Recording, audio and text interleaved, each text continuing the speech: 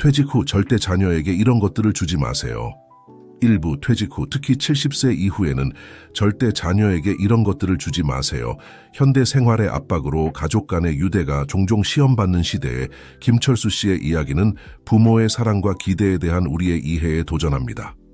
평생을 바쳐 자녀를 키우고 지원했지만 황금기에 잊혀지고 인정받지 못한다고 느끼는 상황을 상상해 보세요. 한때 자녀에게 최선의 출발을 위해 노력과 비용을 아끼지 않았던 헌신적인 부모였던 김철수 씨와 그의 아내는 이제 갈림길에 서 있습니다. 그들의 이야기는 부모의 사랑이 무한하지만 때로는 변화하는 가족 역학의 냉혹한 현실에 직면해야 한다는 뼈아픈 교훈을 줍니다.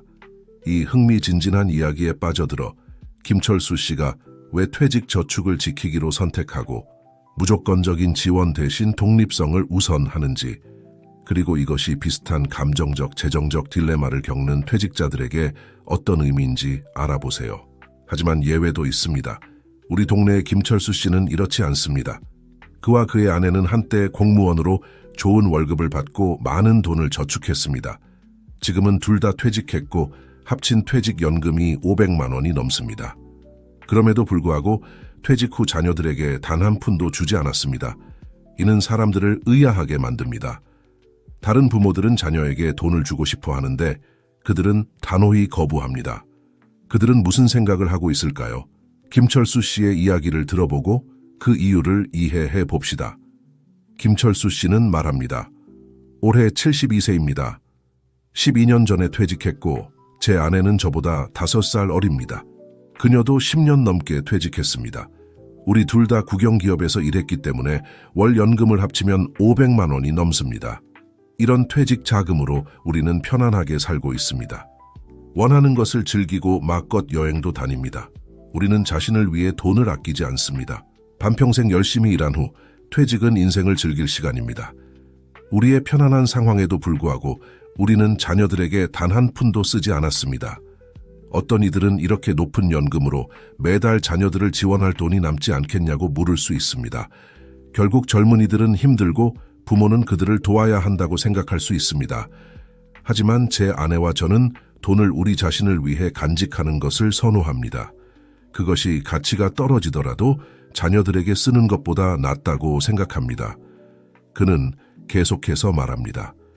우리의 행동이 무정하지는 않습니다. 우리는 두 아들의 행동을 관찰했고 그것이 우리를 냉담하게 만들었습니다. 제 아내와 저는 인생에서 힘들게 살았고 가난이 얼마나 고통스러운지 알고 있습니다. 공직에 입문한 후 생활이 나아졌을 때 우리는 두 아들에게 매우 자상하고 사랑스럽게 대했습니다. 하지만 우리에게는 경계가 있었습니다. 그들이 필요한 것에는 비용을 아끼지 않았지만 필요하지 않은 것에 대해서는 단호히 거절했습니다. 아마도 제 교육 철학이 신중하고 중용을 지키는 것이었기 때문에 두 아들은 어릴 때부터 항상 좋은 성과를 보였습니다. 그들은 학업에서 뛰어났고 명문대학에 입학했습니다. 졸업 후 취업하여 대도시에서 일하게 되었고 결혼하여 자녀를 낳았습니다. 모든 것이 순조롭고 안정적이었습니다. 많은 사람들이 우리를 부러워하며 아이들을 잘 키웠다고 말했습니다. 우리 아들들은 대도시에서 화이트칼라 직장인이 되어 직장 생활에서 성공을 거두었습니다. 김철수 씨는 덧붙입니다. 두 아들 모두 뛰어났지만 제 아내와 저는 그들이 가정을 꾸리고 경력을 쌓는데 많은 도움을 주었습니다. 큰아들이 대학을 졸업한 후 우리는 아는 사람의 추천으로 국영기업에서 일하도록 주선했습니다. 그가 결혼했을 때 우리는 새집 계약금을 지불했는데 약 1억 원이었습니다. 나중에 그가 자동차를 살 때 우리는 500만 원을 후원했습니다. 작은 아들의 경우 대학에서 전공한 분야가 상대적으로 인기가 없어 졸업 후 취업이 어려웠습니다. 그래서 우리는 돈을 들여 그를 유학 보냈습니다. 그는 거의 30세가 될 때까지 안정적인 직장을 구하지 못했습니다. 그가 결혼할 때 그는 다른 지방 출신의 여성과 결혼했고 우리는 예물비로 5천만 원 이상을 썼습니다. 게다가 우리는 두 형제 모두에게 집을 사주었는데 이는 우리가 반평생 동안 모은 모든 저축을 쏟아부은 것이었습니다. 김철수 씨는 이어서 말합니다. 나중에 그들은 모두 자녀를 낳았고 그래서 제 아내와 저는 일찍 퇴직하여 그들을 돌보았습니다.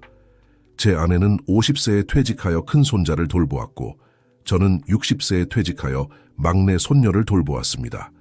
두 아이가 학교에 들어갈 때까지 우리는 쉴 수 없습니다. 우리는 두 아들을 위해 모든 것을 바쳤다고 할 수 있습니다. 우리의 모든 것을 주었습니다. 우리는 이렇게 헌신적으로 노력한 결과 그들이 결국 우리를 돌볼 것이라고 생각했습니다. 하지만 결국 효도는 없고 오직 우리에게 기대어 살려는 욕심만 있었습니다. 일반적으로 노인이 있는 곳에 집이 있고 자녀들은 자주 집에 와서 방문해야 합니다. 하지만 우리 아들들은 다릅니다. 그들은 명절에도 좀처럼 집에 오지 않고 전화도 거의 하지 않습니다. 큰아들은 불과 300km 떨어진 곳에 살고 있는데 차로 4시간이면 오는 거리입니다. 그런데도 그는 1년에 한 번, 주로 설날에만 집에 옵니다. 김철수 씨는 회상합니다. 매번 그는 빈손으로 와서 선물을 가지고 떠납니다. 어느 해 이웃집 자녀들이 부모님께 가방 가득 물건과 선물을 가져왔을 때 우리 큰아들은 극도로 인색했습니다. 그는 SUV를 몰고 왔지만 제 아내와 저에게 옷 2벌만 가져왔고 설 선물은 전혀 없었습니다. 다른 자녀들은 설날 전날 부모님께 세뱃돈을 드리는데 우리 큰아들은 그렇게 한 적이 없습니다. 오직 손주들만이 새해가 되기 전에 우리에게 세뱃돈을 주는 것을 생각했습니다. 설이 끝나기도 전에 우리 큰아들은 떠나버리곤 했습니다. 우리가 가족을 위해 준비한 설 음식을 모두 치워버리면서 말입니다. 그 해 저는 우리 아들과 며느리가 너무 심하다고 느껴 그들에게 몇 마디 했습니다. 제 아들은 이렇게 대답했습니다. 어차피 두 분 다 이제 나이가 많으셔서 그렇게 많이 드실 수도 없고 집에 두면 낭비예요. 김철수 씨는 계속해서 말합니다. 우리 작은 아들은 더 심했습니다. 우리가 그에게 집을 사줬을 때 그는 차를 살 돈을 요구했습니다. 그가 돈을 요구할 때의 말투는 마치 강도 같았습니다. 직접적으로 아빠 차 사고 싶어요. 빨리 7천만 원 보내주세요. 지금 당장요. 라고 말했습니다. 저는 아들의 이런 요구하는 태도가 매우 불편했습니다. 마치 그가 아버지, 제가 아들인 것처럼 느껴졌습니다. 그래서 저는 거절했습니다. 우리가 7천만 원을 줄 여유가 있었지만 아들이 그렇게 돈을 요구하는 것이 마음에 들지 않았습니다. 특히 그가 이미 차가 있는데 또 다른 차를 사는 것은 낭비라고 생각했습니다. 김철수 씨는 설명을 이어갑니다. 나중에 차 살 돈을 받지 못하자 그는 다른 방법으로 돈을 요구했습니다. 집을 수리해야 한다거나 사업을 시작해야 한다며 매번 수천만 원씩 요구했습니다. 하지만 저는 그의 의도를 간파했고 매번 조금씩만 돈을 주었습니다. 예상치 못하게도 제가 돈을 주지 않자 제 아들은 우리를 함부로 대하기 시작했습니다. 마치 우리가 그에게 잘못한 것처럼 말입니다. 매번 집에 올 때마다 그는 차갑고 무관심했고 식사를 마치자마자 떠나버렸습니다. 심지어 우리가 더 오래 머물러 달라고 부탁해도 그는 냉정하게 거절하며 집에 있는 것이 불편하다고 말했습니다. 김철수 씨는 덧붙입니다. 우리 두 아들의 행동으로 인해 우리는 점점 더 냉담해졌습니다. 4년 전 제 아내가 골관절염으로 입원했습니다. 수술과 치료에 드는 의료비는 우리가 부담했지만 제 아내는 아들들이 방문해 주기를 바랐습니다. 하지만 두 아들 모두 마치 전염병을 피하듯 방문을 피했습니다. 아무도 오지 않았습니다. 마치 어머니를 방문하는 것이 그들에게 돈이 들 것처럼 말입니다. 결국 두 아들은 간단한 전화 한 통만 했을 뿐 진정한 관심을 보이지 않았습니다. 원래는 간단한 수술이었지만 제 아내에게 많은 고통을 주었습니다. 육체적인 고통이 아니라 정신적인 고통이었죠. 병원에 있는 동안 다른 환자들은 자녀들이 함께 있었지만 우리는 서로밖에 없었습니다. 꽤나 비참한 상황이었습니다. 김철수 씨는 계속해서 말합니다. 나중에 제 아내가 아직 회복 중일 때 저는 우연히 넘어져 발을 골절했습니다. 그때 제 아내의 등 상태가 좋지 않아 저를 돌볼 수 없었습니다. 저는 우리 두 아들이 와서 우리를 돌봐주기를 원했지만 그들은 계속 변명만 했습니다. 한 명은 일이 바쁘다고 했고 다른 한 명은 몸이 좋지 않다고 주장했습니다. 제 상태가 심각하다고 설명했음에도 불구하고 그들은 둘 다 올 수 없다고 말했습니다. 어쩔 수 없이 저는 돈을 들여 간병인을 고용했습니다. 하지만 제가 회복하는 동안 손주들을 통해 큰아들이 가족과 함께 해변으로 휴가를 갔다는 것과 작은아들이 등산을 갔다는 것을 알게 되었습니다.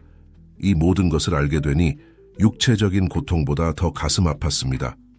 이런 경험을 한 후 김철수 씨는 생각에 잠깁니다. 사람들은 우리가 여전히 저축한 돈을 아들들에게 줘야 하는지 묻습니다. 그래서 제 아내와 저는 점차 아들들에 대한 기대를 내려놓았습니다. 더 이상 그들에게 의지하지 않고 퇴직 후의 희망을 그들에게 걸지 않기로 했습니다.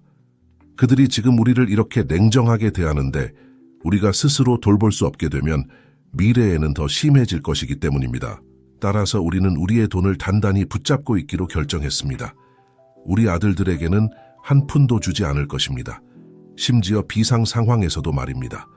우리는 우리 자신을 위해 충분한 퇴직 자금을 남겨둘 것입니다. 만약 노년에 우리 스스로를 돌볼 수 없게 된다면 우리는 아들들에게 의지하지 않고 함께 요양원에 갈 것입니다. 요양원에는 가족의 따뜻함과 개인적인 돌봄이 부족할 수 있지만 돈으로 서비스를 사는 것이 우리 아들들에게 의지하는 것보다 더 편안하고 즐거울 것이라고 믿습니다. 김철수 씨의 상황은 드물 수 있지만 그렇다고 해서 존재하지 않는 것은 아닙니다. 오늘날 사회에서 인간의 감정은 종이처럼 얇고 가족 간의 애정은 예전 같지 않습니다. 특히 요즘 젊은이들은 자유와 자기 즐거움을 추구하며 부모에게 완전히 효도하는 사람을 찾기는 드뭅다. 그래서 우리가 나이 들었을 때 퇴직 저축을 단단히 붙잡고 있어야 합니다. 자녀들이 어려움에 처했을 때는 도와야 하지만 너무 많이 도와서는 안 됩니다. 모든 사람은 인생의 고난과 시련을 겪어야 하며 자녀들도 자신의 시련에 직면해야 합니다. 우리가 할 수 있는 것은 그들이 어려움에 처했을 때 우리의 능력 내에서 도와주는 것입니다. 많은 노인들이 퇴직 후 손주를 돌보는 것을 생각하지만 요즘 많은 젊은 부부들은 자신들이 직접 아이를 키우기를 선호하며 부모님이 돌봐주는 것을 원하지 않습니다. 손주를 돌볼 기회가 없다면 퇴직 생활이 지루할 수 있습니다. 연금이 충분하다면 생활은 관리할 수 있겠지만 그렇지 않으면 더 많은 돈을 벌기 위해 불안해할 수 있습니다. 60세에도 많은 사람들은 여전히 젊기 때문에 5, 6년 더 일할 수 있습니다. 그렇다면 퇴직 후에는 어떤 일을 할 수 있을까요? 오늘은 퇴직자들이 여전히 할 수 있는 4가 유형의 일을 공유하겠습니다. 첫 번째 유형은 지역사회 보완입니다. 많은 지역사회 보완 요원들이 퇴직한 노인들입니다. 퇴직했고 건강하다면 지역사회 보완 요원으로 지원할 수 있습니다. 제가 사는 지역사회에서는 여러 보안 요원들이 퇴직한 노인들입니다.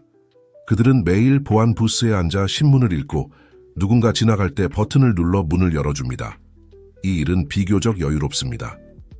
보안 일을 찾을 때는 고급 지역사회를 목표로 하지 않는 것이 좋습니다. 그런 곳은 엄격한 관리를 하고 퇴직한 노인을 고용하지 않을 수 있습니다. 중저가 지역사회에서 기회를 찾는 것이 좋습니다. 하지만 보안 일은 보통 야간 근무를 포함합니다. 제 삼촌은 퇴직 후 보안 요원이 되었는데 야간 근무를 해야 했고 이는 피곤할 수 있습니다. 이에 대해 정신적으로 준비해야 합니다. 보안 일을 찾으려면 아는 사람의 소개를 받는 것이 가장 좋습니다. 인맥이 없면 지역사회 관리사무소에 문의해보세요. 두 번째 유형은 보모가 되는 것입니다. 이영희 씨는 52세로 2년 전에 퇴직했고 월 연금이 150만 원이 넘습니다. 그녀의 남편은 오래전에 세상을 떠났고 유일한 딸은 아직 석사 과정 중입니다.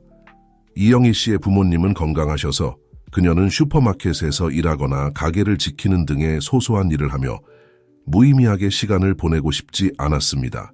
그래서 다른 선택지를 찾아보기로 했습니다. 어느 날 그녀는 아파트 앞 벤치에 앉아 생각에 잠겨 있다가 오랜만에 만난 지인과 이야기를 나누게 되었습니다. 그 지인은 현재 상황이 불편하다고 말했습니다. 그는 아직 자신을 돌볼 수 있지만 유일한 딸은 결혼해서 다른 곳에 살고 있어 그를 귀찮게 하고 싶지 않았습니다. 그는 입주 보모를 고용하는 것을 고려했지만 불필요하다고 생각했고 대신 매주 요리와 청소를 해줄 사람을 찾고 있었습니다. 이영희 씨는 그들의 지역사회에 이런 노인들이 많을 수 있다는 것을 깨달았고 새로운 유형의 보모가 되기로 결심했습니다. 입주하지 않고 필요할 때 도움을 주는 방식으로 말입니다. 그녀는 지역사회 그룹에 메시지를 올려 노인들을 위해 요리를 해주거나 도움이 필요한 젊은이들을 돕겠다고 제안했습니다. 놀랍게도 그날 밤 3명의 노인 자녀들로부터 문의가 왔습니다. 그녀는 그들의 선호도에 따라 식사를 준비하고 배달하는 것으로 시작했습니다. 결국 그녀는 서비스를 확장하여 청소와 병원 동행도 포함시켰습니다. 한 달이 지나자 이영희 씨는 노인들 사이에서 이런 서비스에 대한 수요가 늘어나고 있음을 알아챘습니다. 그들은 종종 가족들에게 무시당한다고 느꼈고 단순히 물질적 지원뿐만 아니라 동반자와 이해가 필요했습니다. 노인들과의 상호작용을 통해 그녀는 공감과 소통의 중요성을 배웠습니다. 많은 노인들이 누군가 그들의 이야기를 들어주고 그들의 경험을 인정해주기를 한다는 것을 깨달았습니다. 시간이 지나면서 그녀는 실질적인 도움과 정서적 지원을 제공하며 자신의 삶도 풍요롭게 만들었습니다. 6개월 후 그녀는 이전 동료들을 초대하여 비슷한 서비스를 제공하는 작은 팀을 만들었습니다. 이를 통해 노인들과 자신들을 위한 지원적인 환경을 조성했습니다. 세 번째 유형은 작은 가판대를 차려 상품을 판매하는 것입니다.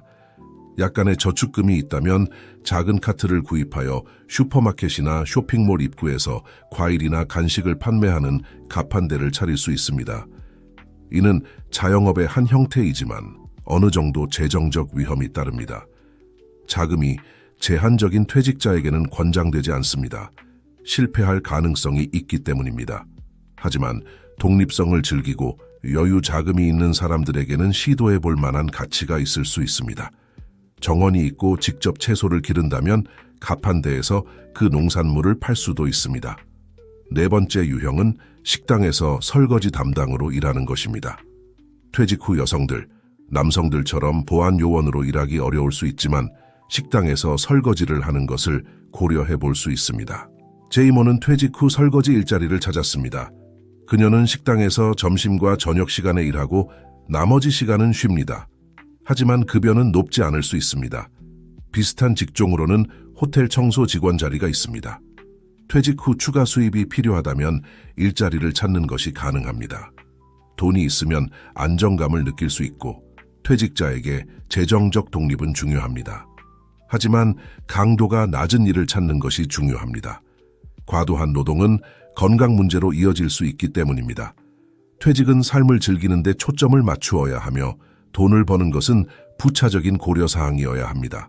돈이 많지 않더라도 단순한 삶을 살고 저축하면 여전히 생활을 유지할 수 있습니다. 마지막으로 모든 퇴직한 친구들이 행복하고 보람찬 퇴직 생활을 보내시기를 바랍니다. 여러분은 결코 혼자가 아니라는 것을 기억하세요. 2부, 노년의 자녀와 함께 살지 마세요. 자녀와 너무 가까이 지내면 재앙이 될 것입니다. 황홍이의 부모는 자녀와 함께 살아야 할까요? 아니면 자신의 꿈을 좇아야 할까요? 전통과 사회적 기대에 도전한 62세의 어머니 박순자 씨를 만나보세요. 남편의 죽음과 10년간의 고독 후 그녀는 동반자 관계와 돌봄을 바라며 아들과 며느리와 함께 살기로 했습니다. 하지만 그 결과는 그녀의 퇴직 생활을 끊임없는 무급 노동과 인정받지 못하는 희생의 연속으로 만든 가혹한 현실이었습니다. 이용당하고 있다는 압도적인 감정에 직면한 박순자 씨는 가족을 놀라게 하고 수많은 사람들에게 영감을 준 용기 있는 선택을 했습니다. 그녀의 강인함, 자아 발견, 그리고 행복을 향한 굽힐 줄 모르는 추구에 관한 감동적인 이야기에 빠져보세요.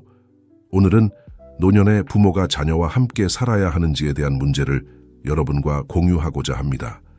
박순자 씨는 62세로 아들과 딸 두 자녀의 어머니입니다. 그녀의 딸은 이미 결혼했습니다.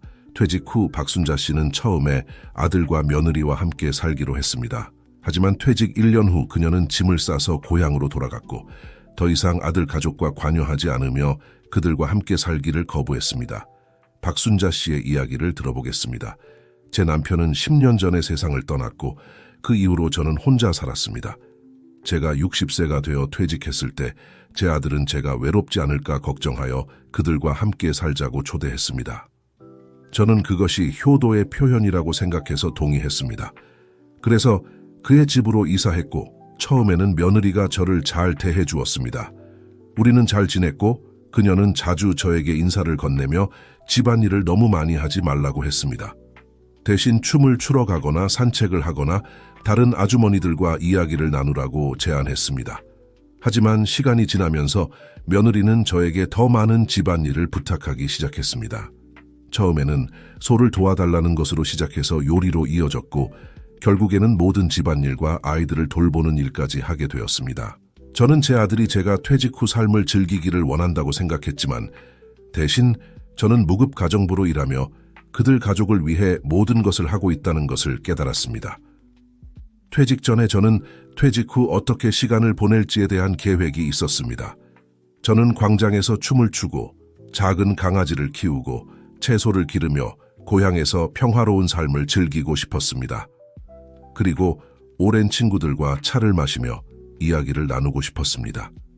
하지만 현실은 잔인했습니다. 삶을 즐기는 대신 저는 아들 가족의 하인이 되어 자유시간이 전혀 없었습니다. 어느 토요일 밤 제가 청소를 하고 있을 때 아들과 며느리가 4일간의 휴가를 갈 것이라고 무심코 언급했습니다. 그들은 제게 아이들을 돌봐달라고 했습니다. 그들은 제 감정을 전혀 고려하지 않았습니다. 저는 화가 났습니다. 집안의 모든 책임이 제외께 떨어지는 것 같았고 그들은 함께 시간을 즐기는 동안 저는 혼자 모든 것을 처리해야 했습니다. 제가 친구들을 만나거나 휴식을 취하고 싶을 때마다 항상 기다리고 있는 집안일이 있었습니다. 그들의 삶은 너무나 편안한 반면 제가 그들을 위해 끊임없이 일하는 것이 불공평하게 느껴졌습니다. 며칠 동안 고민한 끝에 저는 제 자신을 위해 살아야 한다고 결심했습니다. 그래서 아들에게 며칠 동안 오랜 친구를 만나러 가겠다고 말했고 그들이 스스로 해결하도록 했습니다. 며느리는 화를 내며 제가 의무를 소홀히 한다고 비난했지만 저는 단호했습니다. 그들은 저를 막을 수 없었습니다. 저는 고향으로 돌아가 마침내 제가 꿈꾸던 퇴직 생활을 시작했습니다. 매일 제가 즐기는 일을 하며 성취감을 느낍니다. 저는 더 이상 다른 사람들을 위해 계속 희생할 수 없다는 것을 깨달았습니다. 이미 제 인생의 절반을 아들을 위해 바쳤으니 이제는 그가 자신의 삶에 책임을 지 저에게 의존하지 않을 시간입니다. 박순자 씨의 이야기는 인간 정신의 지속적인 힘과 회복력을 보여주는 강력한 증거입니다. 아들의 집을 떠나 독립을 되찾기로 한 그녀의 결정은 단순한 반항의 행위가 아니라 자신의 삶을 자신의 조건에 따라 살 권리에 대한 대담한 선언이었습니다. 이 용기 있는 행동은 나이든 부모의 주된 역할이 끊임없이 자녀를 위해 봉사하는 것이라는 전통적인 기대를 깨뜨렸습니다. 그녀가 짐을 싸서 고향으로 돌아갔을 때 박순자 씨는 단순히 무급 노역의 삶에서 벗어난 것이 아니라 가능성으로 가득 찬 새로운 장을 열었습니다. 그녀의 이야기는 특히 가족의 의무와 개인적 욕구 사이에서 고민하는 노인들에게 깊은 공감을 얻습니다. 박순자 씨의 경험은 사회적 압력과 가족의 기대에 직면했을 때도 자신의 행복을 우선시하고 경계를 설정하는 것의 중요성을 강조합니다. 다시 혼자 살게 된 박순자 씨는 오랫동안 갈망해온 자유를 포용했습니다. 그녀는 광장에서 춤을 춰 작은 강아지를 키우고 정원에서 채소를 기르며 날들을 보냈습니다. 이런 단순한 기쁨들은 한때 꿈꾸었던 것들이 이제 현실이 되었습니다. 그녀는 오랜 친구들과 다시 연결되어 차를 마시며 웃음과 이야기를 나누고 되찾은 삶의 풍요로움을 만끽했습니다. 박순자 씨의 여정은 행복과 성취를 추구하는데 결코 늦지 않았다는 감동적인 리마인더입니다. 그녀의 이야기는 우리 모두에게 자신의 삶의 질과 우리가 내리는 선택에 대해 성찰하도록 격려합니다. 이는 노인들이 인정받지 못하는 희생의 짐을 지기를 거부하고 독립적이고 기쁘게 살 권리를 굳건히 지키라는 행동의 촉구입니다. 나이가 들면 기대가 줄어들고 요구는 늘어나는 세상에서 박순자 씨의 이야기는 희망과 영감의 등대입니다.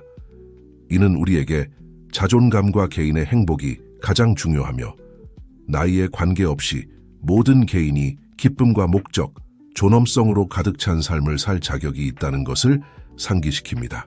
박순자 씨의 이야기가 여러분에게 영감을 주어 자신의 행복을 되찾고 담대하게 사과하지 않고 자유롭게 살도록 격려하기를 바랍니다.